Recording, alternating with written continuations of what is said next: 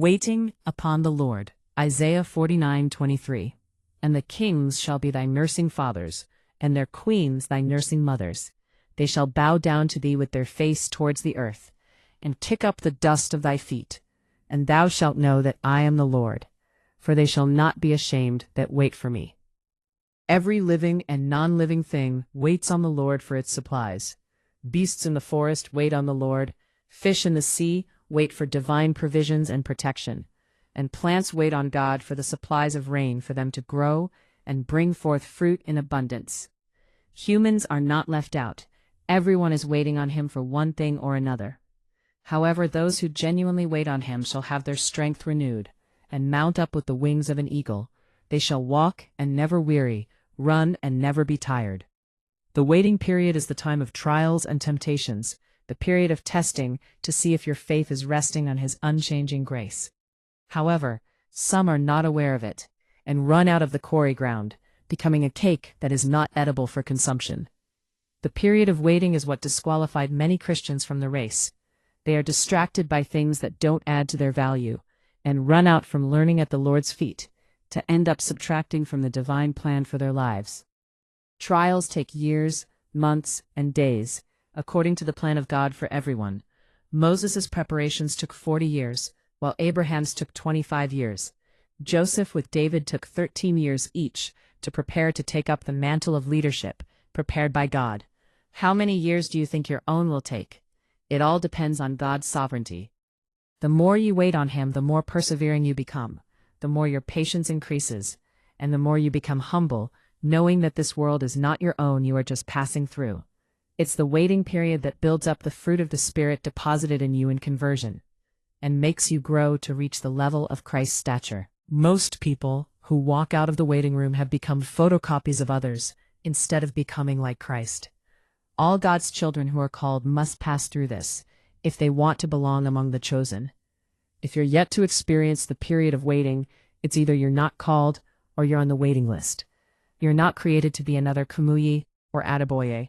No one can replace them. You're made to become yourself, operating in the image of Christ.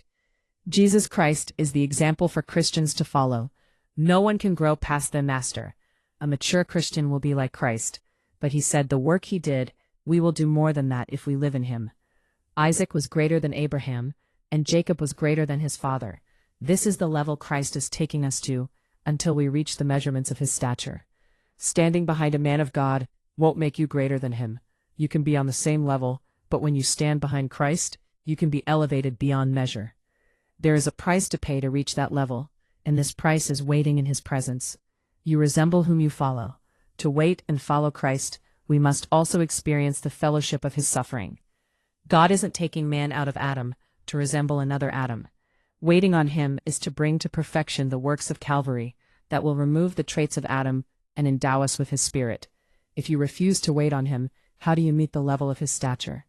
He renewed the strength of Sarah, even though she was old enough to be a grandmother. The king still coveted her beauty and wanted to take her as wife before God intervened. He renewed the strength of Moses, that at age 120 his strength did not abate, not his eyes grow dim. It can only be God. Even eyes have not yet seen nor ears have heard what God prepares for those who wait on him. Men can still be making a mockery of you now, but if God arises, all his enemies shall scatter. If God asked you to wait in Lagos, and you move to Abuja, thinking that God will pass there to meet you, you deceive yourself. It's where he told you to wait that he will meet you, even if it takes years.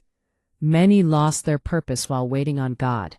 They go to shrines and groves, thinking that is where God is, thereby losing the reason they were created.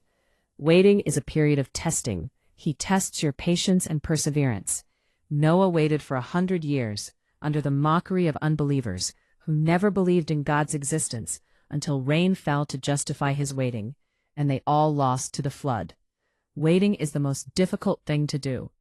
If it permits you to walk, maybe you will see him at the front. No. You wait where he approved, as Elijah waited at the brook, before God appeared. Waiting time is not wasted as long as you're in presence. Let him fashion you the way he wants for you to be what he created you to be. He is the potter. You're the clay. If the clay is marred, it depends on the potter to remake it to suit his purpose.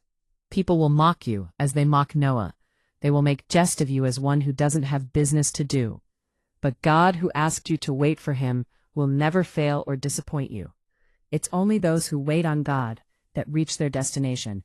The road may be narrow while the journey is long and stressful. He is the only one who knows the road that leads to your destination. He is ready to take you there without passing shortcuts.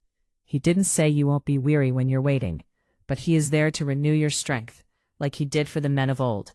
He is there to do it for you too. It's only those who wait for him that will have their strength renewed.